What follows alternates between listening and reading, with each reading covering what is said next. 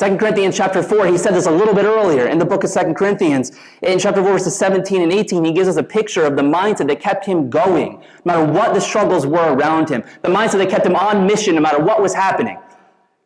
And he said this, he says, "For our light and momentary troubles are achieving for us an eternal glory that far outweighs them all." So here's the key. So we fix our eyes not on what is seen, but on what is unseen. Since what is seen is temporary, but what is unseen is eternal. Paul had an eternal mindset, and it changed everything about how he viewed the problems all around him. He had an eternal mindset that allowed him to stay on mission no matter what was happening around him. He was not fixed on the temporary things that he knew were going to come and go. Life was going to be going through ups and downs, and he knew, and he'd been through all of them. Just read that list. He'd been through stuff that none of us have experienced, right? Hardships. And yet at the end, he was able to say, it's still worth it, and I'm still focused on the mission to bring the truth to the lost. He was able to say, I'm focused on the people who are out there in the dark that don't know how to get home, no matter what's going on around me. In fact, Paul says in that verse that in reality, he knew that what we can't see is actually more real than what we see. The eternal that we live for, what's going on, that's actually more real than the temporary things that we can pick up and touch around us. And he had that eternal mindset that led him there. And you know where I think he learned that mindset? I think he learned it from Jesus.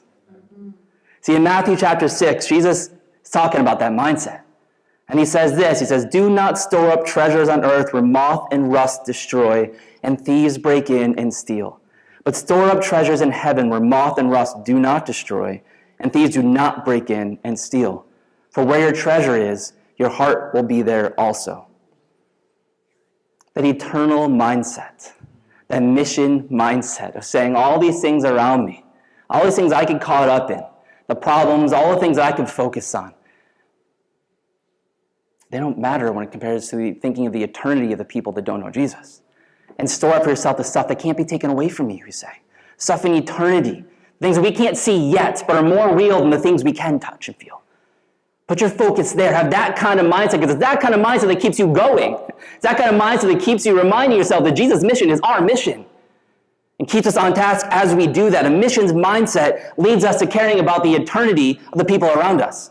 If we have an eternal mindset, the same thing that's written on the hearts of humanity needs to be the focus of our brains as we're focusing on what Jesus calls us to do.